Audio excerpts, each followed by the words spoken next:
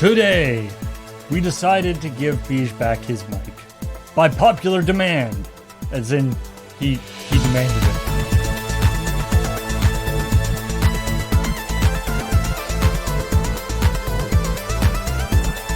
Tyranny of the minority over here. Yeah. This is only one of three of us. That's true. We could have, that's not popular demand at all. Yeah, it? but you have to do right by the people who don't have microphones. Yeah. No, we don't. Oh, tyranny of the majority all of a sudden. Yeah. No, it's just tyranny of the That's heather. that's just me. normal tyranny. I mean, a 2/3 decision is actually pretty good. Like, it's hard for any body, governing body, to reach a 2/3 decision. So That's true. That's fair. That's true. Yeah. 2/3 majority. Yeah. Have they figured out who's speaking yet? What do you mean they? The House Speaker. Oh, yeah, they did. Oh, yeah. Oh, they settled that? 15 votes. Yeah. Yeah. 15 times the charm. Mm-hmm. Yay. Okay. Hey, everybody. Welcome to ChillPoint, the show where we talk about video game news and also about the week's episode of Checkpoint, normally. However, there was no episode of Checkpoint this week. Still taking a break over the New Year thing. I'm pretty sure there'll be one next week. Although, like we said last week, that is still a probability curve. It is not a definite thing. But the further we get away, at some point, it might happen more. Yeah, the chances of a checkpoint happening next week are substantially higher Yeah. than this week, because good this news. week it was zero, I I'll guess. tell you what, since Checkpoint didn't happen this week, let me tell you about the two best words in gaming that exist together. Ooh, new word, new gazebo. amiibo gazebo. Yeah, they had it in 3 houses, and I just found out they're putting it in Fire Emblem Engage. And I don't really care about the whole amiibo integration. I just think it's hilarious to have a thing called the amiibo gazebo. Is that an amiibo of a gazebo, or is that? That would be a gazebo amiibo. Yeah. Where you can interact with your amiibos. Oh. But it just sounds really funny. Yeah. And every time I walked past it in 3 houses, I was just like, the gazebo's here. It sounds, or it sounds like maybe like a promotional thing, like "Come on down to the amiibo gazebo, Right? We've got every amiibo that you could possibly want." Yeah. If it wasn't for the fact that would kind of date the broadcast, I would definitely use that as a corp line thing somehow. Also, I really just need to point out, Paul, you're aware that in Fire Emblem Engage that there's rings, right? Yes. Yeah, that's sort of kind of their whole big thing. That's the engagement Yeah, part, yeah. right? You spend time with those rings by polishing them Not because with they the get people. dirty. Yeah, you don't spend They time get with dirty in battle and they need to be polished. You don't. 'Cause Oh, they talk though while you polish them. it's like Wait, the rings are sentient? the rings are like spirits of the past or something. And they're like, "Yes, polish me good. They might. it's. I'm just saying. I think Polish it's me really, in really small, funny. Use small circles. Now use big circles." It's really funny to polish someone's ring. They're bonding rings, right? Like that's a No, that's a different thing. bonding rings are different than these rings to be polished. Yeah, I think so. I can't really tell. I only watched one video, and I was can't- just delighted by everything that was going on. Everything she told me last night, I was like, okay, so there are these bonding rings, and you give one to somebody else, so you can you bond two people together, or you bond with somebody else, No, whatever. you so just let bond me a finish bunch what of them I'm trying to together. finish what I think is happening here. So you have bonding rings where the two people get like engaged to be like we're forming a C-type relationship or a C-tier relationship. But don't worry, if we polish the rings enough, then we'll get to a B-tier relationship, and eventually we'll have an S-tier relationship where I'll be able to let you have an additional square of movement on the battlefield or whatever. That's what I'm assuming all I have this no is idea. about. And all it is removing the head padding minigame from Fire Emblem. That Fates. Yeah, from Fates, right? Where it's like, yes, I like you so much. Please continue to be my partner on the battlefield. And now it's like, I'll polish these rings in secret, and that will improve our relationship through some sort of mystical connection. That's what I thought was happening. I don't know. I just said that I could polish the rings, and they kept making comments while they showed the thing being polished with So- a tiny, like the ring's like this big, and there's this tiny little scrub icon. It's Wait, just like- the ring is this big, and your finger is this big polishing it. It's not a ring for your finger. well, I mean, not on that screen. It's not. Okay, all right. So I Also- still don't even know what's also- going on, Paul. also- Like you might be in the also- dark, and 'Cause so am the- I. Also, I can dress everybody up for some reason this time around and make them wear funny outfits Possibly on the battlefield. and masks. You're like, yes, you there. I'm going to summon you with this magic ring. Also, wear this clown outfit. Yep. Yeah. If you really loved me, you would wear. You know what? You don't have a choice. Just put it on. Just put on the clown outfit. Also, Yeah. the video I watched was just about like an overview of the base floating island thing that you hang out in, which means they just had a person very slowly walking around with the character, and then they would show different things. And I'm like, if you try hard enough, you can forget there's a tactics portion of this game. Maybe you can Hatsune Miku Project Diva this shit and just like get snowman heads and duckbills. Beach. I was trying to put off buying this game on the day it came out, No, right. but now I want to give everyone duck bills. I can make my own Fire Emblem DuckTales. Oh, So, this game's gonna be great. there For me- was a bunch of news that came out in terms of video games this Oh week. wait, hey everybody, welcome to Chill Point. Yeah. I did we- video game we- related. Yeah, something. we talked to we welcome people to Chill Point already. I don't think we did we? I jumped right in We right, told right away. we didn't I? told them that checkpoint didn't happen, and we Oh. then Oh, I did sorry. then I did Okay. something fun to get them out of their sadness. Okay, yeah. So thanks for taking us back there. Yeah. So was and now there's a bunch of video game news this week. Was that Fire Emblem thing like that was a new gameplay preview that they released? I think that video is maybe like a week or two old. Okay. I'm just behind on that news. Well, there's lots of new video game news. Some of it might not be about Fire Emblem. What? But Impossible. well, some of it is, I guess, if you want to polish a thing, just don't leave your PS5 vertically after you've polished it. Ooh. Because apparently Much like the T1000. there's an issue with the whatever thermal compound in the PS5, the liquid metal thermal compound. In that if you in some model or in some systems, if the PS5 is vertical, the thermal compound can From the heat. run it, out. like, Yeah, which Slowly. And I it's don't not think every this is like- PS5 either. I don't think this is like a widespread thing. I think it's just like, hey, this is a possibility of a thing that can happen. Yeah.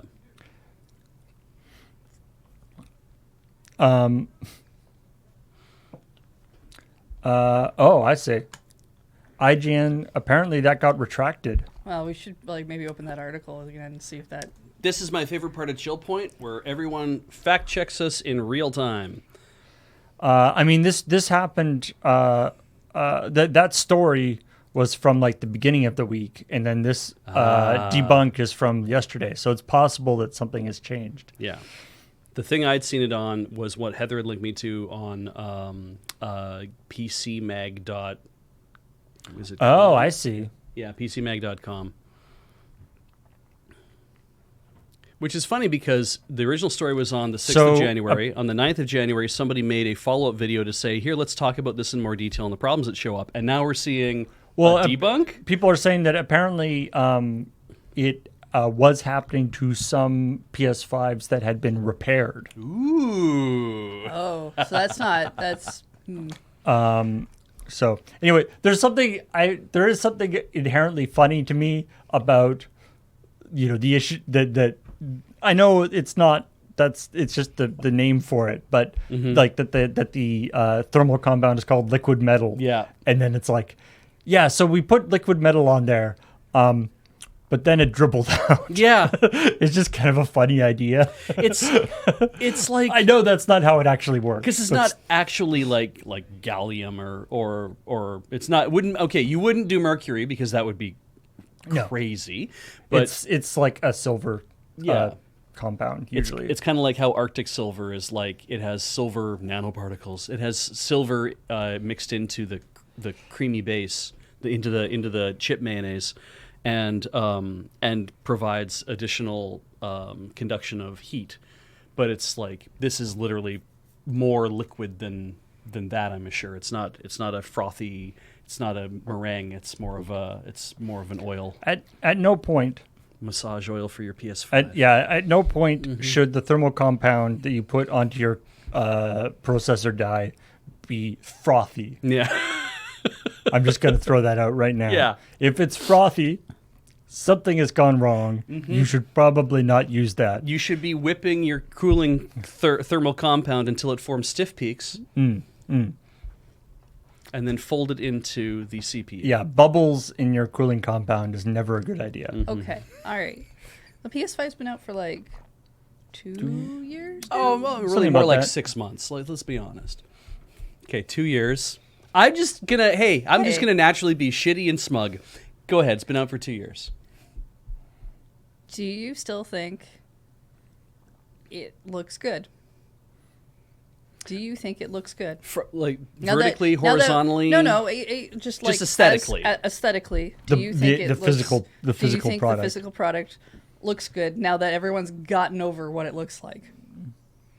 That's a fascinating question. I think it looks kind of cool. I think it is not like a great. It's not necessarily like a great shape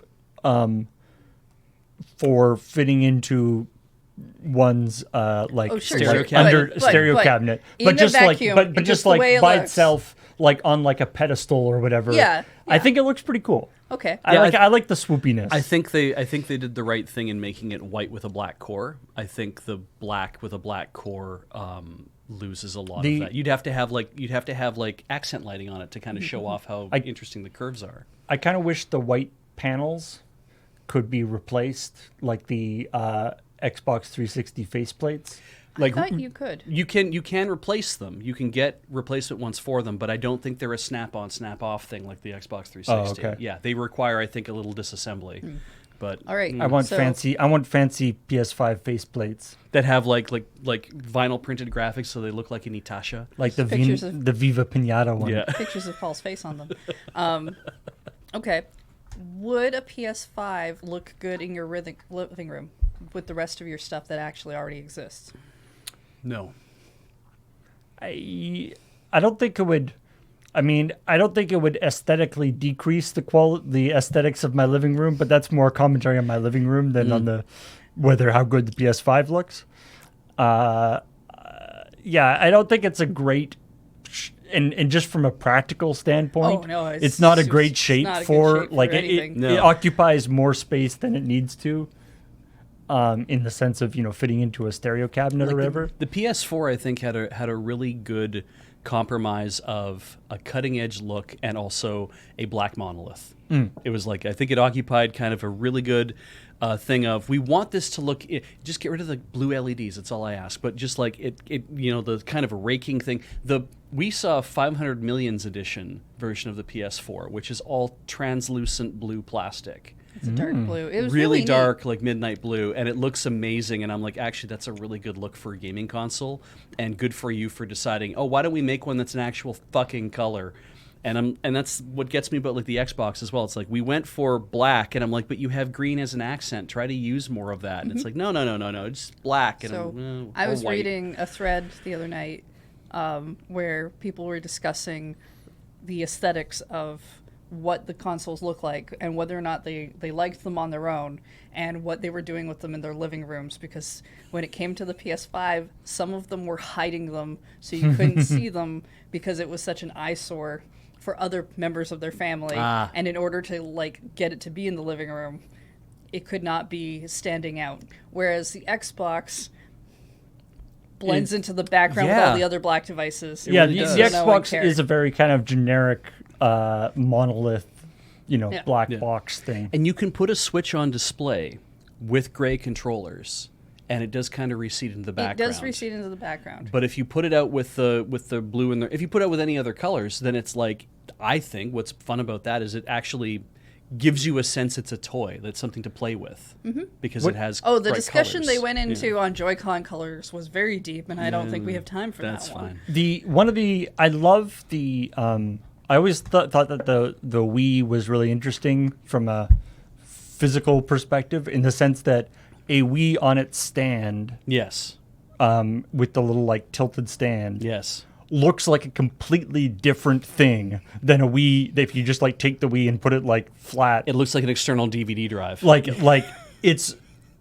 it's hard. Like initially when you look at it, it's hard to believe that they are actually the same console. Yeah. Just one's in a stand and People one's not. even thought that too. Like, what is this weird thing, this weird white thing, some sort of pre-production model? It's like, no, it's literally what comes in the case. You just put it Yeah. on a stand with a bit of a tilt on it, and next thing you know, it's like, wow. And I'm like, that's super clever. Yeah. Right? What a way to change up the look of something. Which is, And- I think, the vertical PS5 to horizontal PS5 thing where you have to put a foot on it. I'm kind of like, I get that. But also, I mean, it's a way of being like, let's play with the overall look of it. But, I mean, you've seen the people who've accidentally, when they put it on the side, have put it upside down. oh, I didn't know. Okay. I wasn't aware you could do that. Well, yeah, because the disc should always be facing down if you're having it on its side. The PS5? Yeah. Okay. Yeah, if you've got one with the disc. Okay. Thing, yeah. If you're gonna lay it horizontally, then the disc should be the shiny side down when you put it in. I would have no idea. I mean, the PS5 That's definitely. how every other device. No, that when is- I look at the device, I would have no idea that it's been laid down improperly. Oh no, That's no, all I mean. That's what I'm Yeah. saying though. When you go to use it, you'd be like, "Oh shit." That's what Yeah. I'm saying though. Yeah. That some people have, when they first set it up horizontally, they put it the wrong up way the around wrong way because you around can't 'cause tell. They, Yeah. Okay.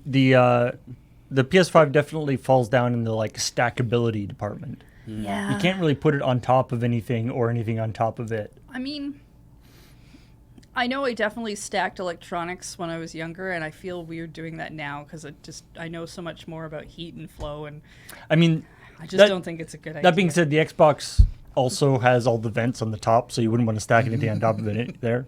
But anyway, let's continue on and talk about speedrunning. Now, AGDQ is going on right now. Yes. Awesome Games Done Quick, or maybe it just ended. I don't know. I'm never really totally sure. It's always either happening or never happening. Yeah.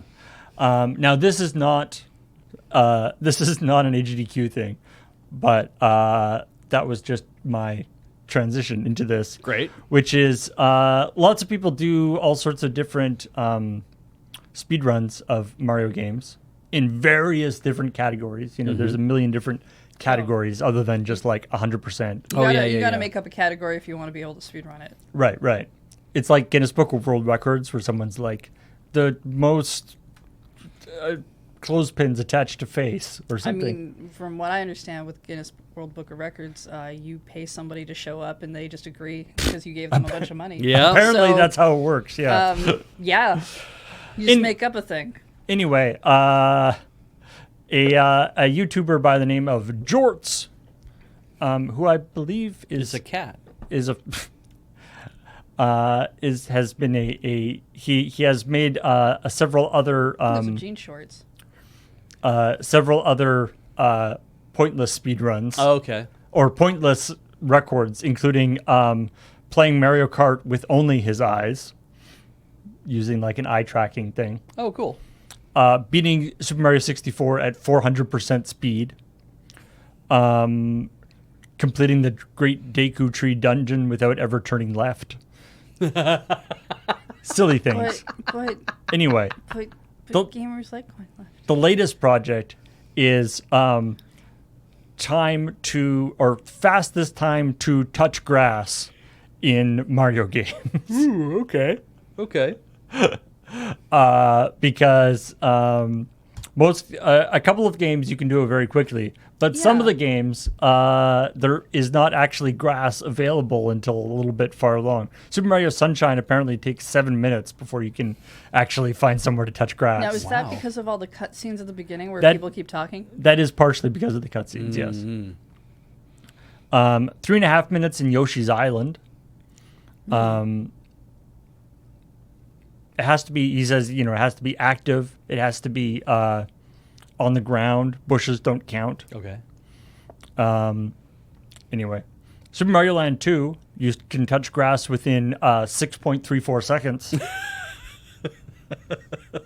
So you just have to be not like hands on grass. It literally just has to be Well- if I'm standing on grass, I'm Yeah. touching grass. I mean, I think if you're going to do hands on grass, you have to accept the crouch as touching the ground. I would assume so, right? Because But that's yeah, what I would but think. yeah, most of the time, other than in like Mario 64, you can crawl around, but most Marios you can't actually touch the ground with your hands.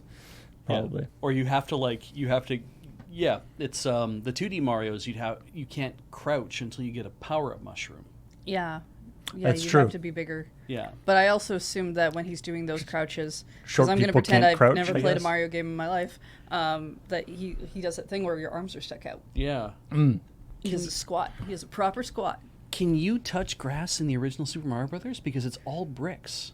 It's all. I mean, I guess you could look at this. Oh, you'd have to get to one of those levels where it's like the big, frickin' Yeah, the the little mushrooms? yeah, but except that they're the ones that are green on top. Yeah, I don't know what the names of those are. Yeah, Treetops? It's just treetops, I guess. Yeah, pedestals. Are those trees then, or is it not? I don't Maybe it's know. not grass. Oh, I've no. never really dissected. I mean, there's a YouTube video here that you can. There's a YouTube video you can watch that I'm sure will answer all of those questions. That's fair. Yeah, I might just forget about this in the next 3 no minutes. spoilers. Beach will not remember, and I'm not going to go look. All right. I YouTube for work, not for my time off. Yeah.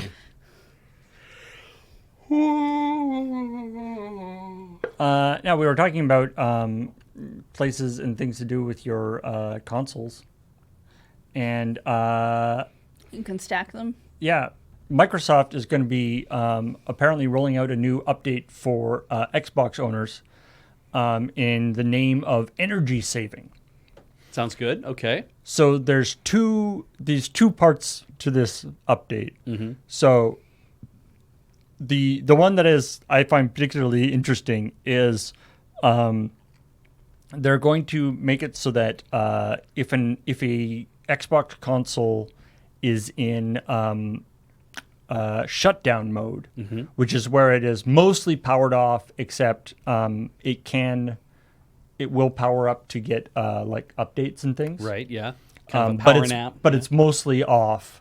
So it's got sleep mode, which is basically just like the screen is off, but it's still it can come back up really fast. Right. And there's shutdown mode, which is takes a sec to come back. It has to spin up and do a bunch of stuff. Okay.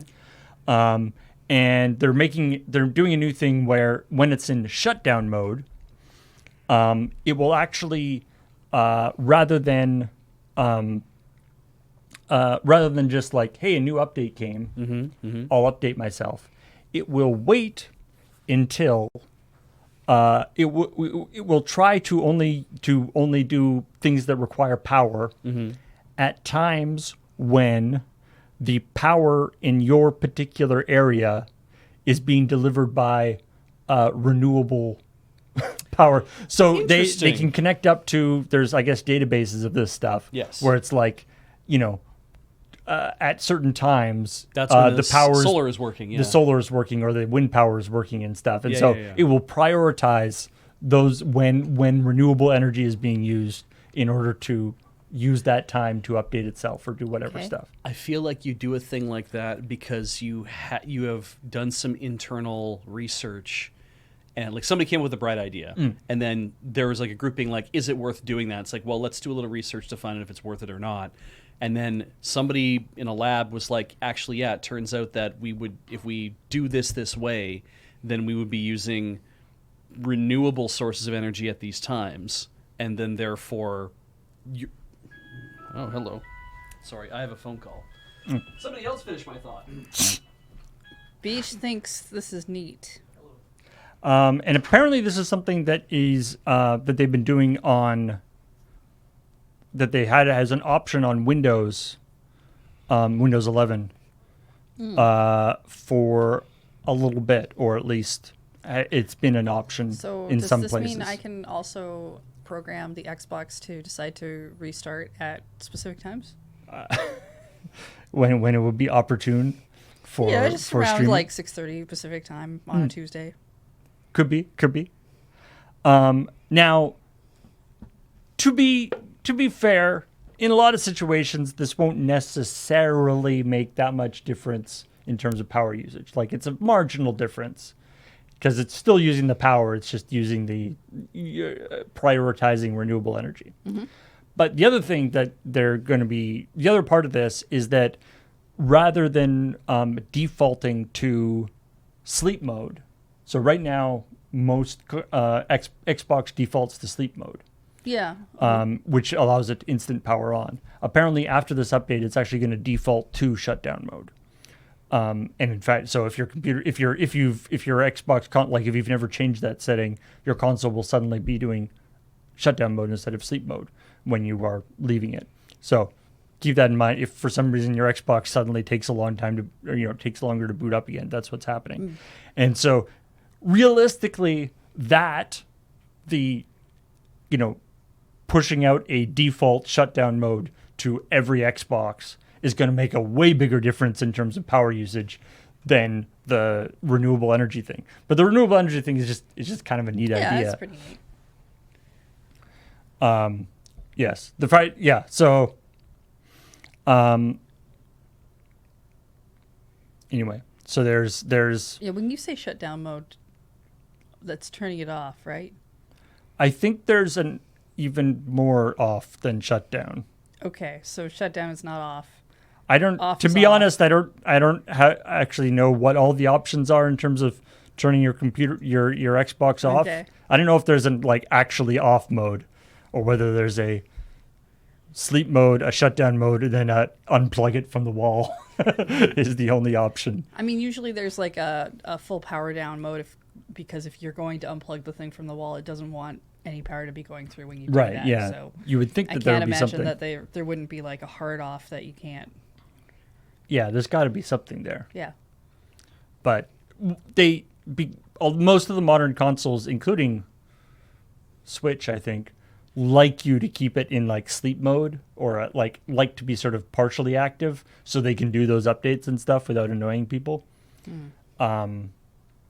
But sometimes it can't. I mean, I shut my PS4 because I'm not fancy enough to have 5 PS5s. I shut that down all the way when I'm done because generally I don't. Yeah. If I'm gonna pick it up again, it might be like a week or two. I hadn't used my my Switch in a while, and so it was shut off. And then I just recently got the new Pokemon game, but I put it in and it was like, this Switch needs to update. And then I was like, okay, cool, the Switch is updated. And then it's like, this game needs to update. And then in order for this game to update, the Switch needs to do another update. So the Switch did another update, and then the game did an update. I was like, Yeah. My PS4 does the same kind of thing. That's like how long it takes me to. But I appreciate that it's not the there's some cases in especially PlayStation 3 was really bad for this, where it'll be like, this game needs to update. The update is 3 gigabytes. I appreciate that the Switch that the Switch system updates they'll be like, there's an update for this console. Do you want to install it now? It will not take long. Mm-hmm. As opposed to, usually when you get things, it'll be like, this could take up to 30 minutes or something. I mean, usually they do a lot of little small point updates, and so they're not Right. They're not really big. They're very like a minute. Yeah. They're fairly strict with their. I know that annoys developers sometimes. But it's obviously there's a balance there, but Nintendo tends to be, and I think Microsoft used to be very strict with it. I think they've loosened up a little bit, but used to be very strict about like how big your update can be for your game. Like game updates have to be can only be whatever 50 megs or something, or like 100 megs or something. Okay. Like they really, and so when they can't do the thing where they're just like, we're going to change this thing, but we're going to recompile the whatever binary system, the whatever system that we use to store all the files. So even though we only changed like 3 models, you still have to download the whole 5 gig thing again. Yeah, I mean, I'm still pretty upset that to play a game on my PS4, it has to download everything off the disc. or downloads things off the disk and then just And then it has an and then update. does a 5 gigabyte update off the internet anyway. I mean, there's that too. I just look. I play Switch and it plays the games off of the cart. The first time my controller had to do an update, I was like, "Whoa, what?" Okay, controller updates still kind of weird me It's out like a there's little a bit. computer in my controller. What happened? When did that happen? I mean, there's been computers and or controllers for a long time, but Yeah. they didn't update them. yeah. Maybe Although they should have. I did. I think the first time I found I had a controller update was for the Super Nintendo controller I got from like 8-Bit Dough for Beej. It acts like a pro controller. It the update for it was to make the rumble less aggressive, and I was really glad they did that because The rumble was like too much. I had it turned off because it was like so loud. There's sometimes when you play games on PC, like I have a Xbox controller plugged into my PC because there's lots of games I like to play that are better with controller. But sometimes badly made PC games or PC games that aren't made with enough care, it'll be like a first person shooter, so I'll want to play with like mouse and keyboard, and then I'll get hit and I'll hear like like it'll still be firing the rumbles for the controller even though it's using mouse and keyboard. I remember getting like, what was it like? It's Pokemon Pinball. You had like a triple A battery you put into the back of the cart because it had rumble in the cartridge. Ooh, fancy. Or something, and now we just have it in like kind of everything. And they really should put Pokemon Pinball on. They should bring that back. They should bring Pokemon Pinball back. All right. Where's that? That hasn't been out in ages. They have so much Pokemon updating they could do in it. I didn't even know there was a Pokemon. They could make pinball game. another Pokemon typing game too, just for me, because I There's like that. There's like dozens of round Pokemon too. Yeah. That would work great for Pokemon Pinball. I'm assuming that you are battering Pokemon with No, it's pinball kind things. of like a. How does this work again? You do it. You had to hit like a certain part of the board, and then a Pokemon would show up, and you had only so much time to make the pinball go through the certain loops to like make the catching thing happen. Oh, is the pin? So the ball is like The a pinball is a Pokeball? Pokeball. Oh, okay. I thought it would be just like Jigglypuff that you're shooting around. So you're thinking more in the vein of like Sonic Spinball. Yeah. That would be fun too. Pokemon typing was on the DS, which meant I have a keyboard for my DS. Pokemon can only say their name. What is the type? Do you have to like type You the type name? their names. To type the name of the Pokemon. Yeah, so you can catch them. Can Pokemon spell? Yes. But like Also, this is the European edition, so not all of those names are the names that I know. Oh, really? All right. Well, I've got some delicious tea right now that I'm drinking, some cold brew tea. Mm-hmm. Heather's drinking some coffee from Starbucks. I don't know what kind of chai. some chai from Some chai Starbucks. tea. But No, I don't do coffee. oh, right. We're both just tea drinkers. Yeah. I mean, I do. I mean, I guess B just too. Did we all just assemble the tea drinkers for ChillPoint? Is pretty that much, why we're yeah. chill? Yeah. Cool. But if you want something else to drink, you can go and get the collector's box of first aid drinks from the Resident Evil franchise to celebrate the 25th anniversary of Resident Evil. I have many problems with this idea. So this is a box of 10 first aid collector's drink cans. The drink is said to contain hints of cucumber and lime mint flavor, taking inspiration from the herbs, spices, and fruits from the franchise. Why? In addition, the box also contains 4 ink ribbon cases, which contain a selection of herbs.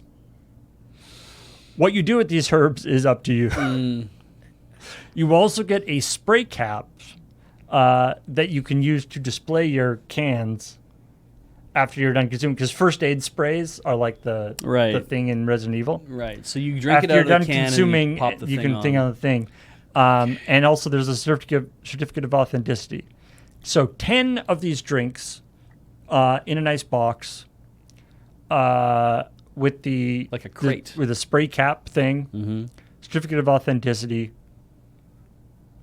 How much do you think it's going to be? $140. 10 of these? I'm assuming American price? Don't forget the ink ribbon cases. This is the price I have is in euros.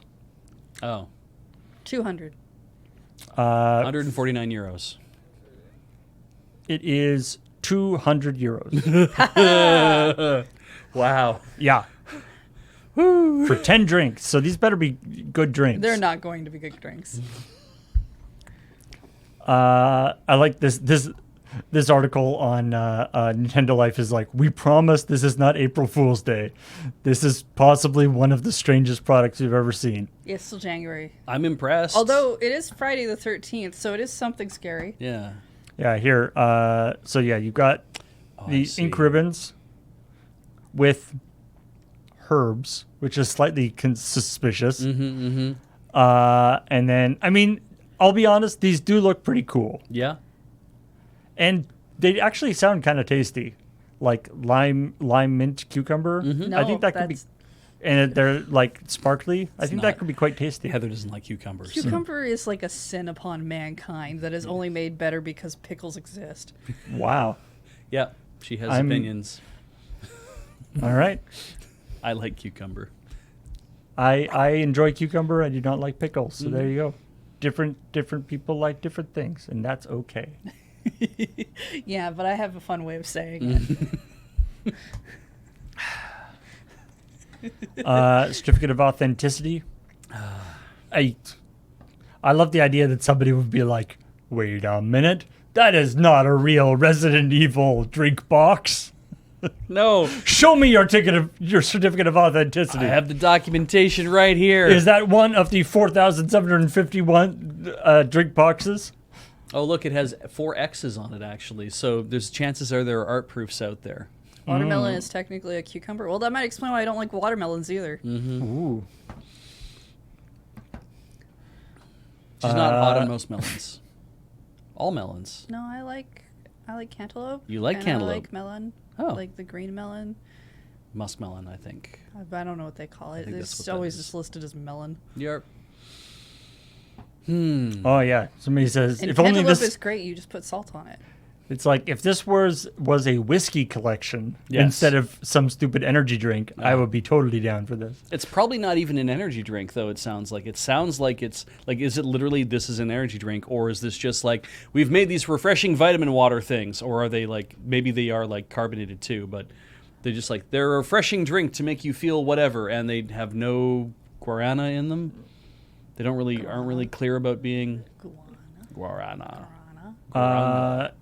Yeah, they don't say they are refreshing drinks Yep, I can say that about that a lot have of things. herbs in them. I have a refreshing drink that's made from leaves. I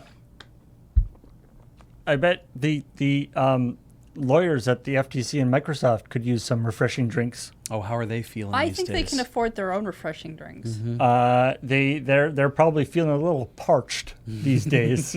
Too much talking. So just the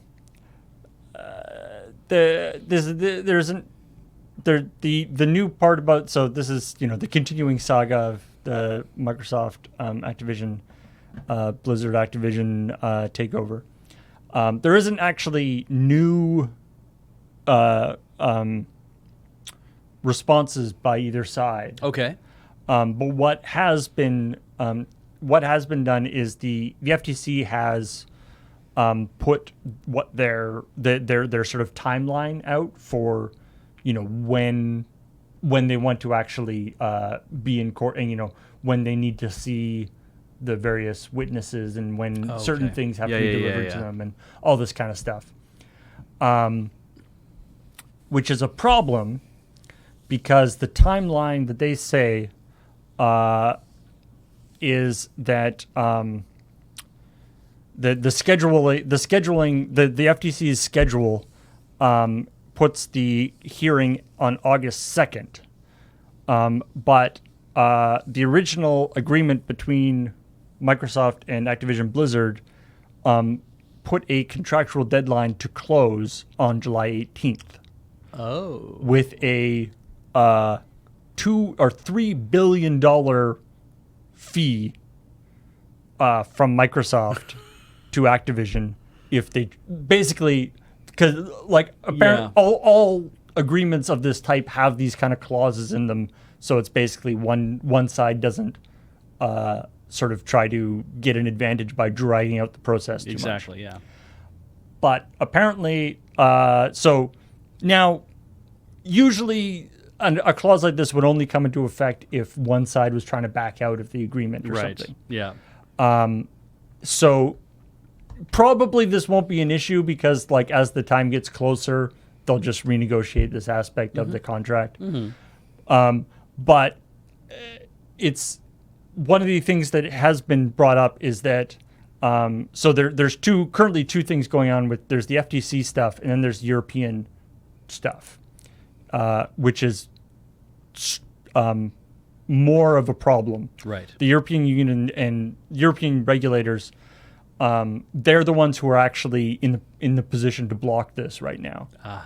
And they're going to be decided by April. So they're going to be decided before this deadline. Right. What's interesting is that the FTC technically has not actually blocked this. This they haven't issued an injunction yet. Right.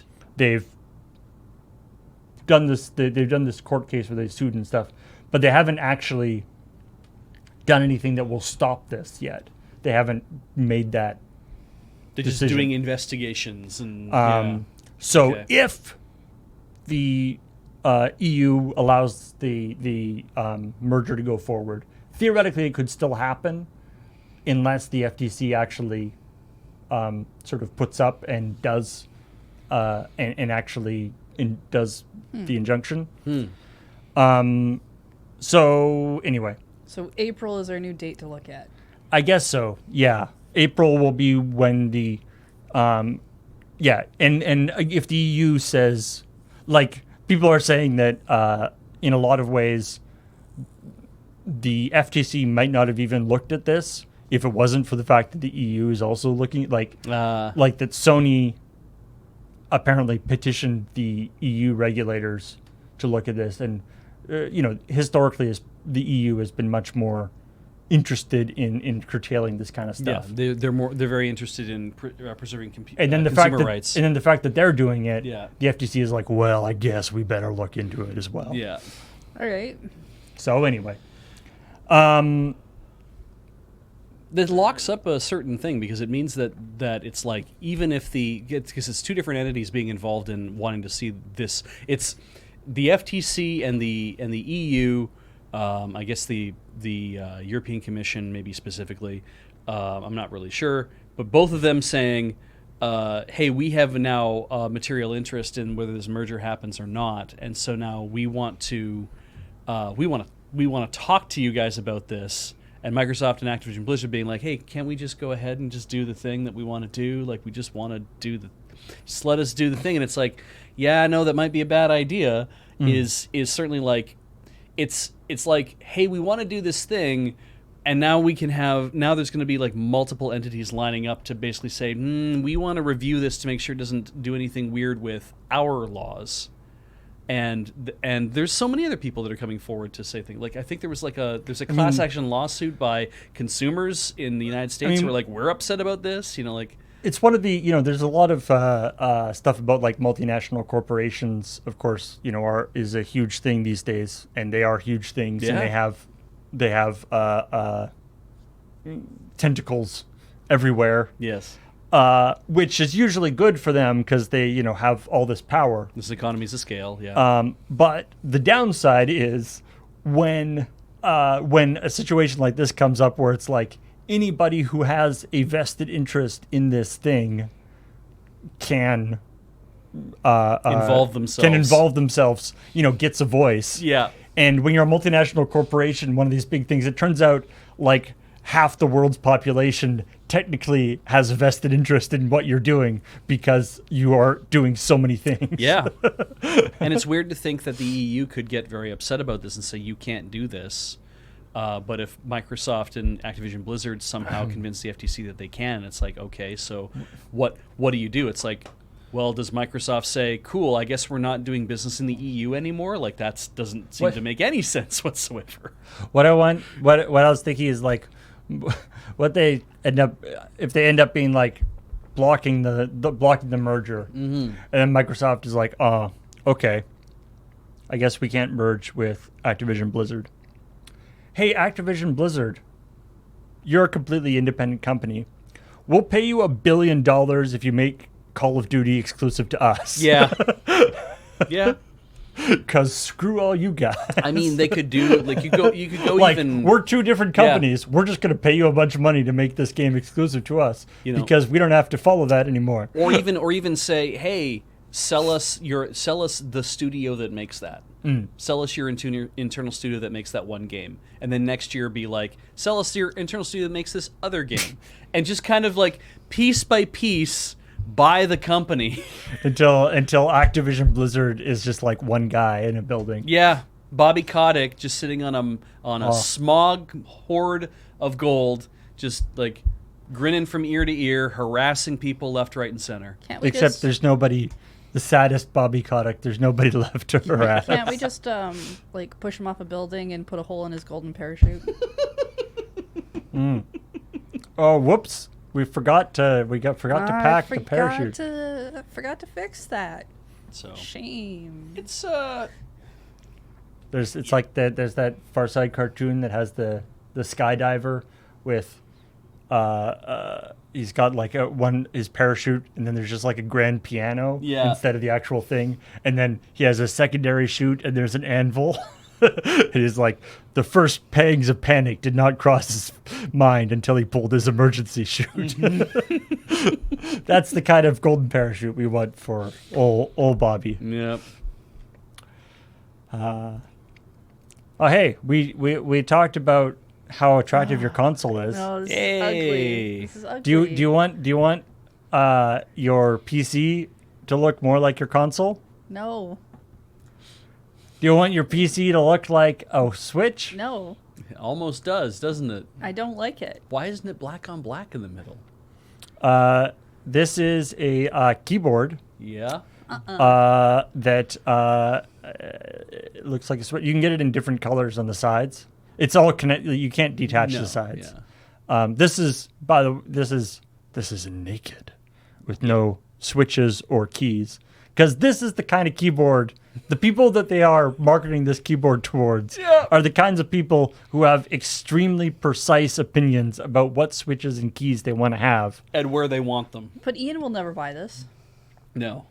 And neither will you. No, I won't. So that's all the people I know. And what I love is if you look closely, so the analog stick over here is an actual analog stick that you can use on your PC. But this button is a dial.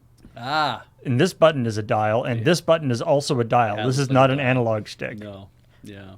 Also, there's no 4 buttons above that either. Like, there should be 4 buttons above that, but there isn't. And I love the way that this is like, if these two Joy-Cons were like together, it would look very much. It would be like one of those like Mad Catz controllers or something, where it's like it looks like a Switch controller, but it's like slightly out of proportion. Yeah, if somebody was walking past me on the street, like a waving little it bit around, too much, I'd be like, "Oh, it's a Switch controller." But there's like a little bit too much empty space.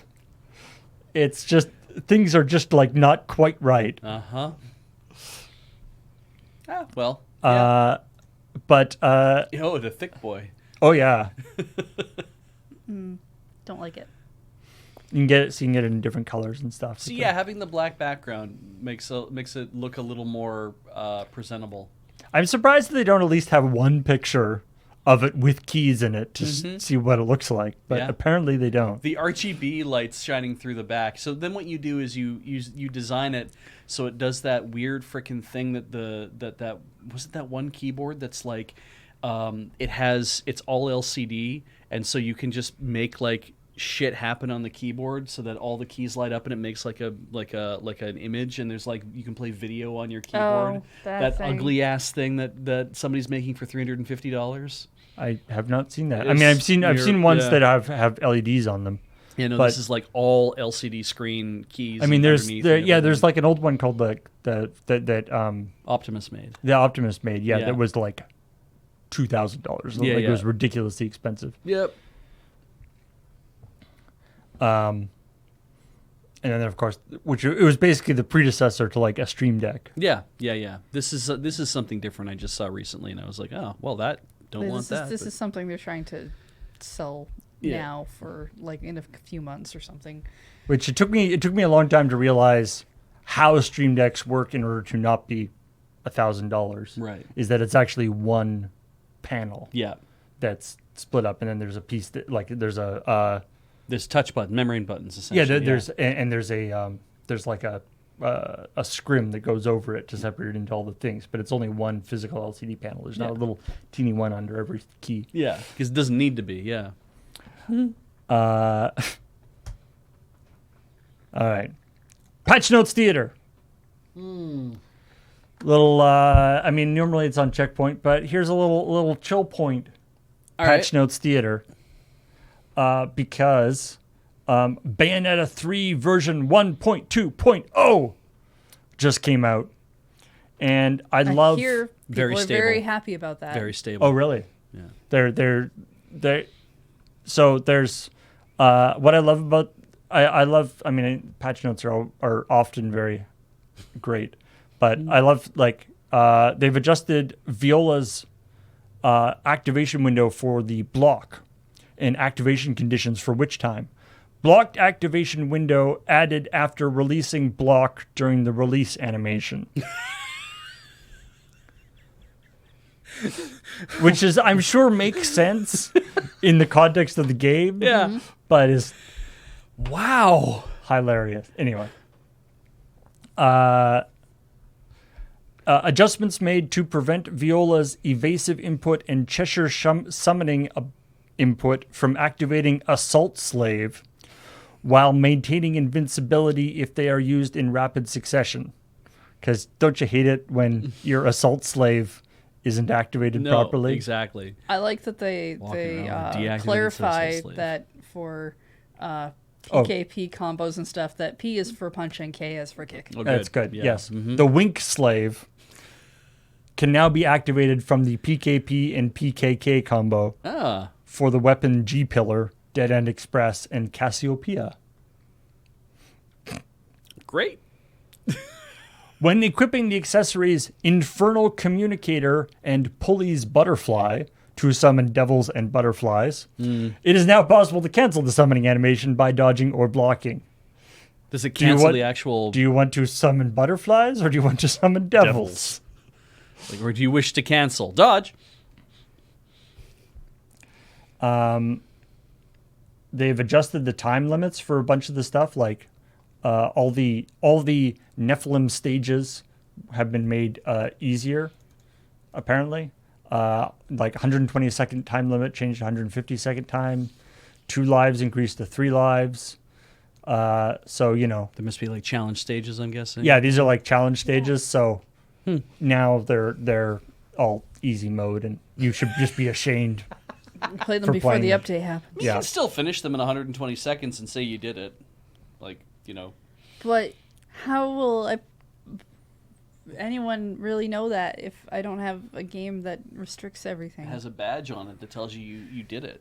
Has Yeah. a badge that tells Just did an me S++ that rank, I yes. defeated all of the Hinoxes. Give me an S rank. Um, Bug fixes? Yeah, there's fixed a bug that caused Black Pearl Rain for Infernal Demon Kraken to trigger Wink Slave with abnormally high attack power. See, then I don't know I who's mean, the good guy and who's the bad guy they- in this scenario. They did fix a bug that prevented progress in Chapter 7. Ooh, That's okay. nice of them. Yeah. Mm-hmm. and then the final entry, Yeah. which is the catch-all, is fixed other issues to make the game more enjoyable to play. Oh, good. Yeah. Yeah. I don't know why we put those things in before. I don't know why we put those things in at all. The things that made it not enjoyable Yeah. to play. I don't know why we thought that would be a good idea, and it turns out it wasn't. Anyway, if you are a fan of Bayonetta 3, make sure you get the update, because otherwise your Wink slave won't operate correctly. And You don't want that. Your assault slave might be too powerful. You wouldn't want that to happen either, I guess. Yeah. Anyway. Wink slave. Return to Monkey Island, Oh, good. which is a game that I played on Play It Forward. Super sweet. And a real throwback to the fun Monkey Island games of old. It's going to be getting a physical release By whom? by Limited Run. Okay. It is going to be doing, and like all physical releases, it will have variety of different options depending on what bonus stuff you want to get with your purchase. If you can get it. If you can get it. If you can get it.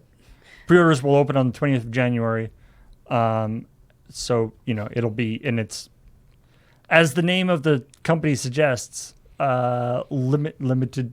It's going to be a limited run. Okay. Yeah. So they usually, what they do is they have like one set of stuff that goes live as a pre-order in like the morning, and then like another set that goes live in the afternoon. So you can To hit try to, time like, zones. So you have like a couple of chances, but it's still always a thing that just sells out really quick. So if you want the physical version, you can get that. There's just the straight up boxed version for PS5, Xbox, or Switch. Right. But the true pirate will want to get the collector's edition. Yeah. I mean, That's- it's the collector's edition that'll sell out because generally the standard editions they leave up for pre-order for a couple of weeks. The collector's edition. Ours.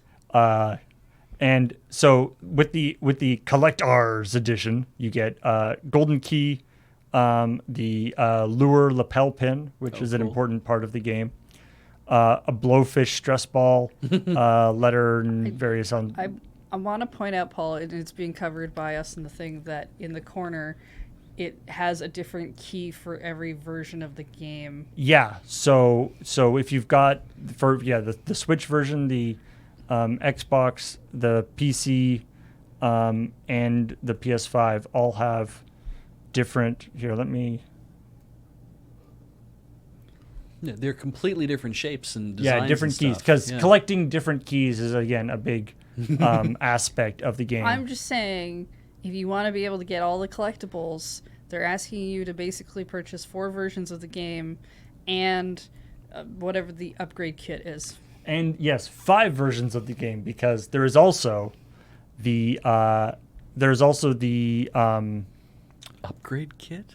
yeah, because I don't know what that means. There was a thing that was released a while ago called the Monkey Island Anthology. Okay. That was all of the Monkey Island games except for this one, because this one hadn't come out yet. Right. So the upgrade kit is you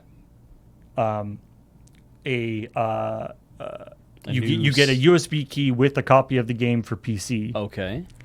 And a different collector's key, and a sleeve and its own sleeve that fits all the physical versions of all the previous games plus this one. So you can throw out the sleeve for the old one and be like, I have the new one now that has the extra space for it to put this extra USB key in it.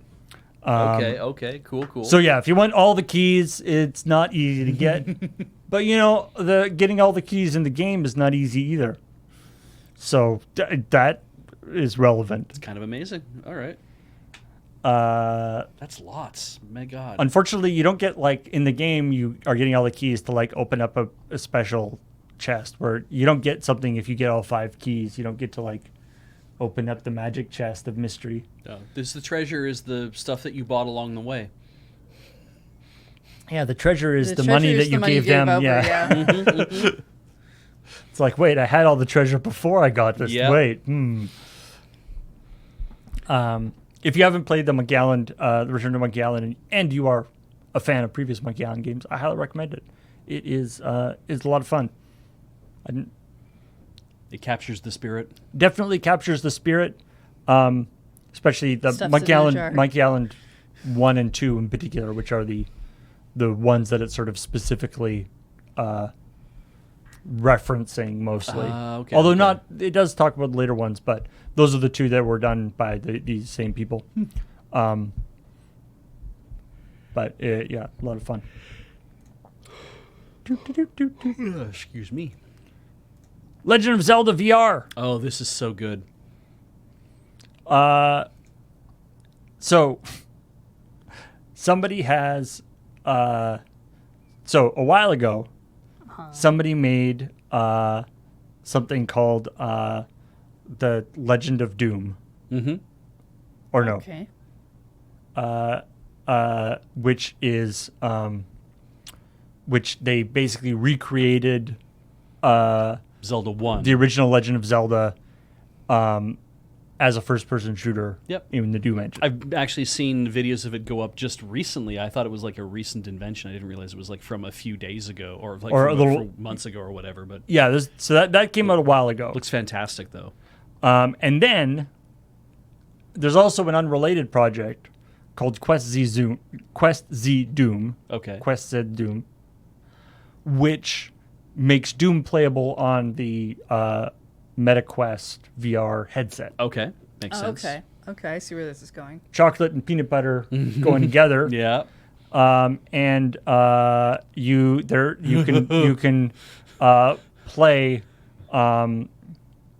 can play Legend of Zelda in 3D. Wait, let me Oh, you've got to. This is like. in 3D and in VR, which, as the article points out that they saw this from, is surprisingly terrifying. You know, it turns out that Link was going through a lot of like it's when you're in the top down view, you're kind of divorced from what's you kind of have a step removed from what's going on. Yeah. You kind of have a clinical eye on it. But you do also only have to look at one screen at a single time. Yeah. Whereas Octorock's just like coming like right in your face and jumping out from behind bushes and stuff is actually kind of scary. I like that they don't move in like perfectly vertical or horizontal ways anymore. Now they slide around like like Doom enemies would, right? Oh, that's yeah. I mean, The constant kind of waviness, bounciness of it is real disorienting. I do Yeah. not want to do the Lost Woods portion. Oh, could you in imagine? VR. Because you can get turned around so easy. Yeah. I get turned around in that game with a top-down perspective. I love that the skybox is not 8-bit. Like the skybox is just like it's repeating clouds and whatnot, but we went to some effort. I love also that too, the fact that they kind of like poof in like they would normally. Yeah. Anyway, as somebody pointed out, like the N64, like Majora's Mask or Ocarina of Time, in VR would be totally wild. Yeah, no, it's true. Yeah, that's what I'm surprised nobody's actually done that yet. That's what I really want to see in VR is that face of the moon crashing down. Yeah, just look up and it's like right there. Yeah. Why have we not had a VR Tingle game yet? See, the dungeons make sense. Mm-hmm. Absolutely, they do. Yeah, somehow like a more sort of constrained area is a little more manageable. Yeah. Oh, it's cute. Anyway, We can sit here and watch this all day. You're right.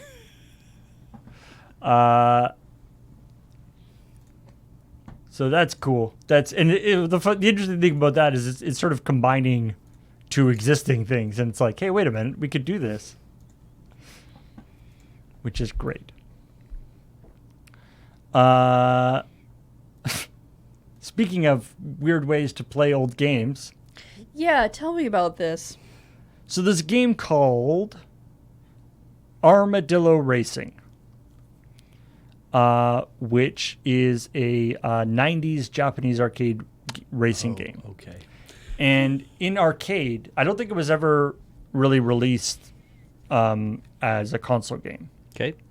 But in arcade, it had a custom arcade setup with sort of a big track ball. Okay. Yeah.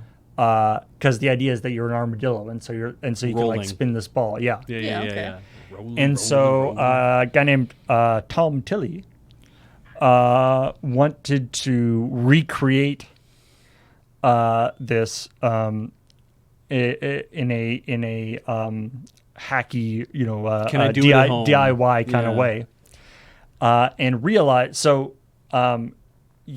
using a soccer ball as the ball, do it, and got a bunch of these like deodorant roller sticks. Yeah. Which actually worked really well as basically like ball bearing supports. Yeah. With the deodorant removed. Yep. And then also, and then underneath so there's 3 of these supporting the ball. And then underneath, he put a optical mouse with a 4th one attached to it. So the optical, I don't know Yeah. why you wouldn't just use like a trackball mouse, but anyway. Yeah. Optical mouse. And so, and that's used, and uses that to track the marks on the soccer ball. Right. And then plays And as you roll it, obviously, then it's picking up all the different marks, and and the balls help keep it from rolling around like outside of things. here's Please enjoy that. him testing the Am I out of the balls? I mean, Okay, cool. Just going to town. Ah. Okay. Neat idea. I have to say, DIY wise, it's like, this is good. he's building it. Yeah, he's building this whole like cardboard infrastructure for it. Yeah. Armature, I guess it would be. And just to be like, hey, I can do it like this. Oh yeah, you get the clear one so it Right. can actually read through it. Again, I would have thought a trackball would be easier, but you know what? Fine. Well, You got what you can. Optical mice are like $10 a pop, right? You can go to a used place and get one for This like game looks cute. $5. Yeah, so this is how the game worked originally. That's great. You had this sort of trackball thing that you used to spin around. But it was a big one. I think so. Yeah, probably. makes I sense. could see it being a. Because otherwise you could just use a normal trackball. But yeah, give it a roll, guy. Let's see how we do. I have to imagine the hardest part about doing this is, like as he's like having to roll this thing, but you can't like just go nuts and start doing this stuff to it. The cardboard is probably not like super strong to hold it. Yeah, and imagine in the arcade, whatever ball that they had was something that was held more in place with like a collar or something so that the thing couldn't hop. And I guess if you designed a collar that kind of like holds it in place, it'd be like, well, the top third of the ball is at least uncovered and you can kind of just roll on it. So I just like the idea that there's a game where you're an armadillo. yeah. Yeah. Armadillo race. I like that it's called Armadillo Racing, and that's it's you get what's on the tin. Yep. Yeah. I do like the referring to it as Under Armadillo. Yes, under Armadillo Racing. That was yeah. very clever, dude. Like, It's yeah. cute. So there you go. It's got the DIY controllers and cool hacking of video games. Two of the things that I quite enjoy. Yeah. Why don't we get Labo like that? Oh, that would be a cool level thing. They could totally do that too. Yeah. Yeah. Absolutely. Cardboard and then like a couple extra pieces. Just sell like an. I guess you'd have to get somebody to get a ball though, but. I mean, we have balls just laying around everywhere. Yeah, you can just go find like a football. A football might be a little tricky. Yeah. No, the proper football. But an actual football, or not an actual football. I Wait, refuse we're all to getting acknowledge confused. American football. Wow. All right. Take it a stand. So many stands. Heather's- Cucumbers are bad. American football, meh. Are those two things like related? I don't think so. You don't like American football because they use cucumbers too It's much? because they're all oblong. The I ball don't looks have- too much I don't like a think- I cucumber? don't have a thing against oblong shapes. Okay. Well, I mean, you don't like watermelon either, and they're kind of an oblong spheroid. Maybe you do have something against it. You just don't know it. You don't like taking pills. That's very different. Yeah. It's not like I have to wrap them in cheese or anything to get her to take them. It's not, God. not anything weird like that. Hey, let's I have things I can throw at you. I know. You just didn't bring the spray bottle today, so I'm No, kind but of this is empty now, so I getting can throw it. getting all my shit in. Before. I can hurt you after. Are you feeling a bit down? Yeah. Let me cheer you up by telling you that Ubisoft is doing badly. Well, Oh no! Yay! it's always good when bad things happen. Let's to, celebrate that Ubisoft is having trouble. They have canceled 3 unannounced games, which I feel like is happening more and more these days. Yeah. People will be like, we're announcing that we're canceling the thing that we never announced, but we canceled the thing. We all know that you heard about them. I feel like these games yeah. previously they would just like cancel them like quietly and not Yeah. mention it, but these days I don't know if that's a change in how reporting, like the reporting rules or whatever, but I wonder. That is interesting. anyway, they've canceled 3 unannounced games, and surprise, surprise, Skull and Bones has been delayed. I say surprise, surprise in a derogatory tone because that game has been delayed 5 times, I think, already. I haven't heard of it. You haven't heard of Skull and Bones? I'm Yes. assuming it's a pirate game. They've shown it off at various, PC gaming shows? well, or they do like game awards or different things like that. They've shown it off a few times with the thing. That's always the thing where like Assassin's Creed 4, the Black Flag, No. You're Last right. pirate You're game right, they made. Beach. Skull and Bones has not shown up in a Nintendo Direct. Yeah. Yeah. I haven't heard of it, so it's but, true. But it's like there's the weird thing, because there's been rumors that that Ubisoft is working on a pirate game ever since Assassin's Creed 4, right? And everyone was like, just make a game that's the boat part of Assassin's Creed 4 with more missions. Right, yeah. That's what everyone wants. Right. They could have done that like 10 years ago, but they didn't. And now it's too late. And so they have to, I feel like they keep going like, Skull and Bones, we've got needs to be, refined or it's not ready to go. And so I feel like they're at they're in that area where it's like they're can't quite figure out what to do with it. Right. What kind of a game it's like supposed to be. So it's like they're as they're cooking, it's like I add another ingredient because I'm like it doesn't taste quite right, so put another ingredient in. It doesn't taste quite right. Stop putting ingredients in it. Maybe the problem is they can't figure out how to let people just walk around in the boats like they do with those additional modes of the game's not being played. You're just doing a tour of like Egypt. Oh yes, right, yeah. They haven't quite figured out how to make those cross-section books reality. Yeah, I was gonna say I would totally go like walk around and get like a cool like tour of a giant ship. That'd be sweet. Yeah. You need another means to kind of draw on like the Longest Johns and all the other people who do close harmony sea shanty singing. I Are they feel going to put a rhythm game of sea shanties in there? Because I could force that onto a certain stream then. I mean, doesn't whatever that other pirate game, the one that's been out for a while now, Sea of Thieves? Sea of Thieves, doesn't that have like I know it's got like shanties and stuff in it. I don't know whether you have to do like a rhythm game to keep it going, but Oh, I have no idea. Sea of Thieves is one of those games where people keep saying they play it and then they don't, and then they talk about how great it is as long as there's not other people, and I don't understand why. the problem with this a is big like Yeah. with a like MMO style pirate game is that everybody else are also pirates. Turns out pirates are kind of assholes. They try to, Yes. destroy your ship and steal stuff. Yep. Like, that's not And fun. it's I don't like hey, that at all. Hey, you're trying to steal my ship and break my ship and steal stuff. When I was trying to break your ship and steal stuff, Yeah. that's not fair. Yeah, I'm in this game to win, and Everyone you're in this wants to game to be- ruin me. Everyone wants to be a pirate attacking, merchant ships. Exactly. I Yeah. mean- In the real world, pirates don't want to fight. Pirates want to fight big fat merchant ships. They Yeah. don't want to go after other pirates. No. Better a pirate than a privateer, I suppose. But although in that day and age, probably better to be a privateer. He's mean- probably a lot better. Technically, basically the same thing. Basically Oh the yeah, same no, thing. I Yeah. know. Mhm. But Just except whether you're legal or not. one is legal because you're doing it for a monarchy. Yeah, you've got your letters of marque.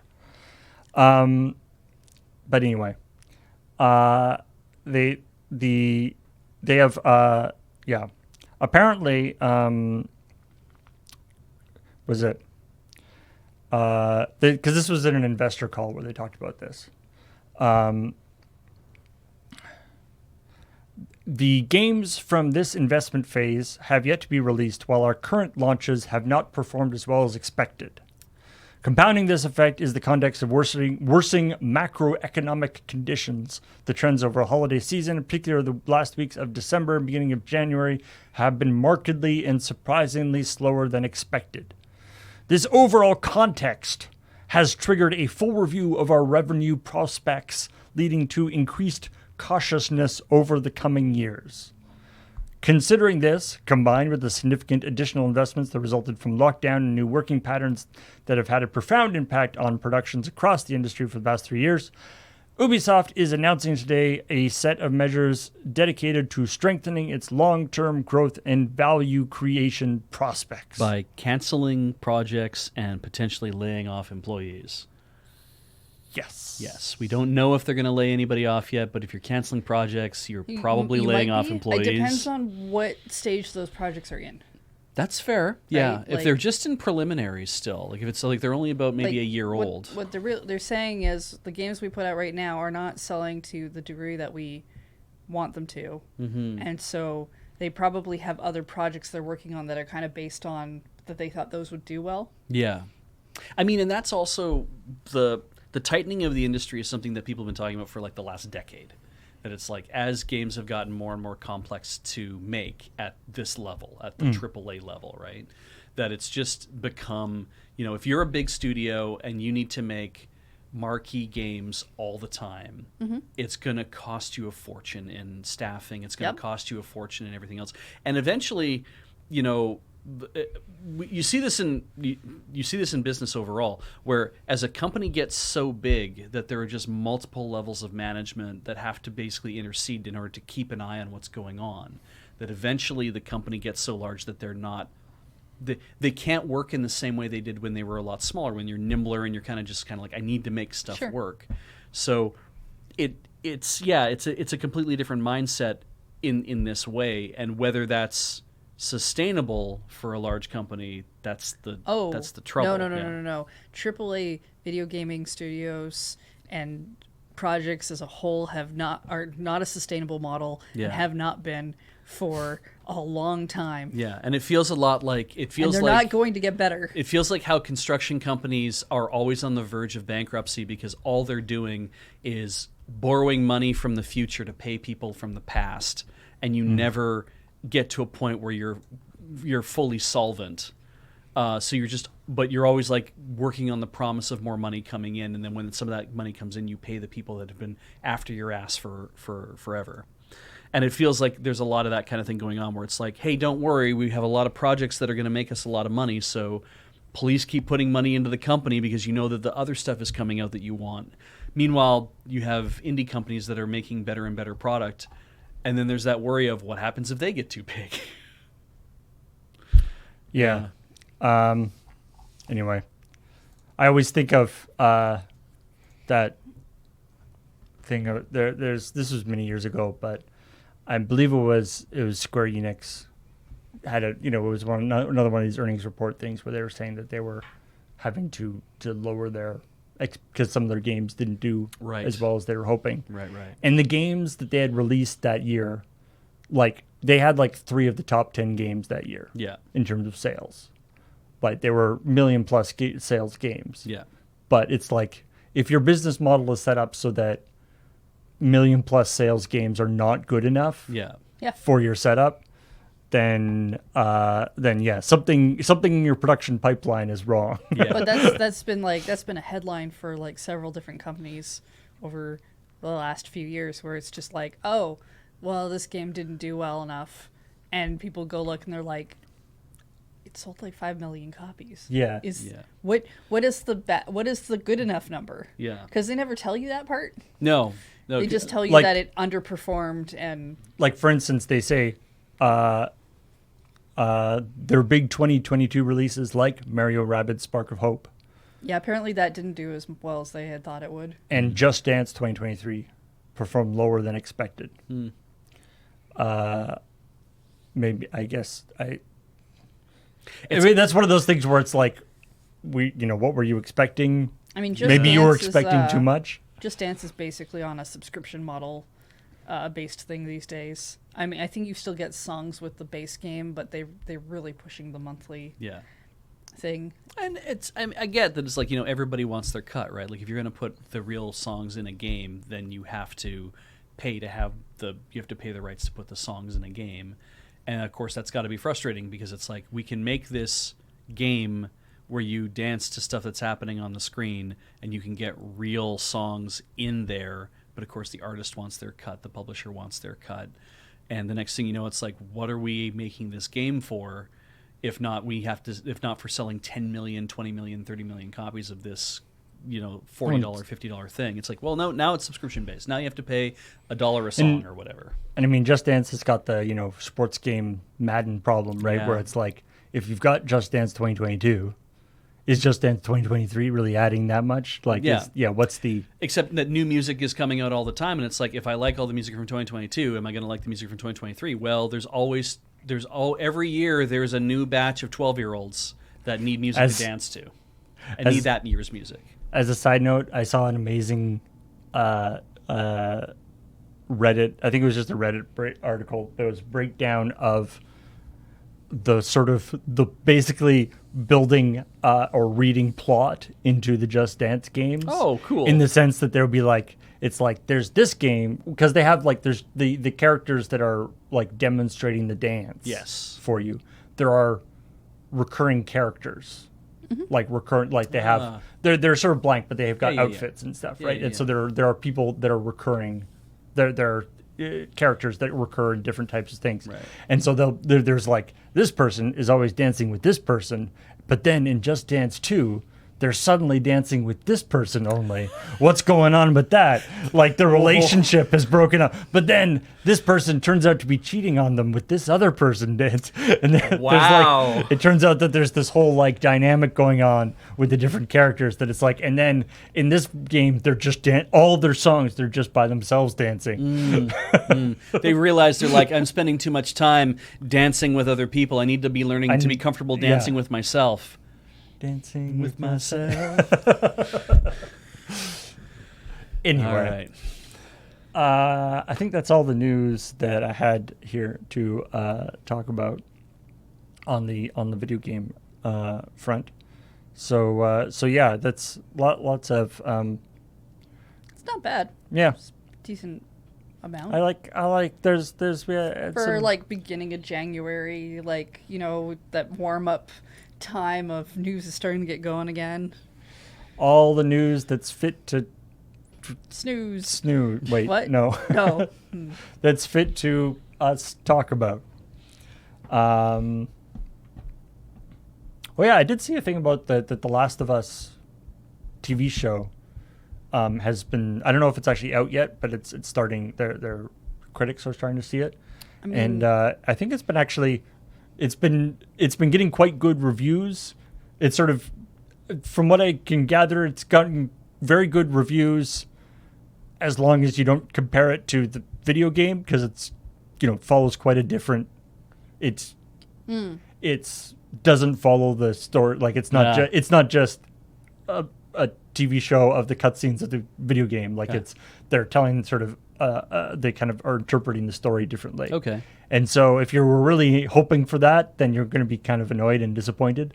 But as an actual like TV show, apparently it's been getting quite good reviews. All right. I haven't seen it, but this is what I've been hearing. I mean, all I saw was a tweet from what looked like, because who can tell if anything's official now, the HBO Last of Us account that said that the TV show would be more, would feel more real because it's not like pixels dying where you can just start over again. And then a lot of people got really mad that they would dare to think that they can't have an engaging interaction with a video game. I don't know why. But- frankly, I'm like, I don't get why. I can watch the episode again, though. Yeah, I don't. That's not. I don't get why anybody would ever like look at a TV show or a movie and cry, because those are all actors. They're faking it. You know, And they're those like, they're people actu- didn't actually die. Yeah, they're all okay. It's like the only real reason to cry about anything is when you're reading a book, because at least in a book, people die in a book and they aren't played by actors or anything. That you got to understand that a book is way more emotionally affecting, and it'll be great when the Last of Us novelization comes out, because really, Are they gonna do?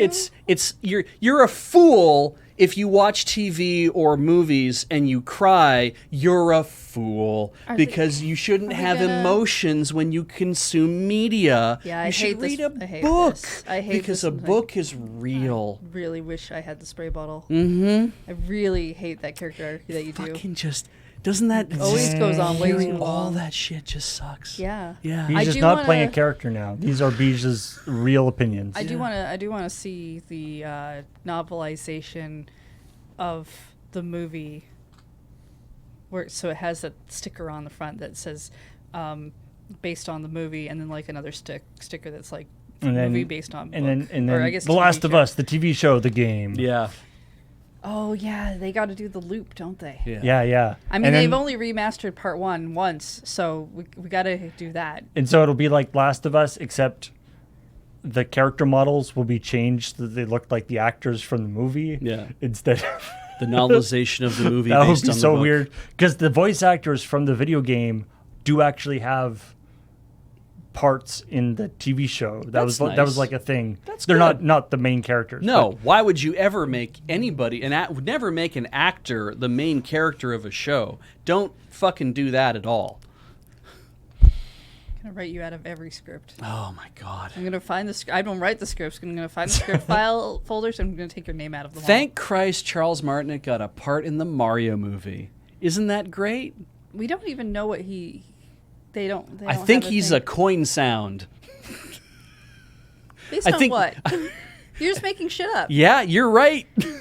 I'm just making shit up. I mean, we know from in the trailer there was like an antique store that has like Ah. old Mario things. So maybe there's like a Oh, maybe that's what it is. They just sampled his voice for those things.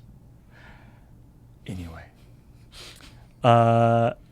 Thanks everybody for joining us. If you want to see more of this kind of stuff on our YouTube channel, which is probably where you're watching this right now, if you didn't see it live, youtube.com/LRRVG. There's a bunch of other video gamey type stuff right alongside this there's other episodes of ChillPoint, other episodes of Checkpoint, lots of fun stuff to keep you busy. And of course, this is all brought to you by our wonderful fans on our Patreon, patreon.com/loadingreadyrun, or the people who are supporting us in all the other ways that they do. So thank you very much, and we will talk to all y'all later. Bye.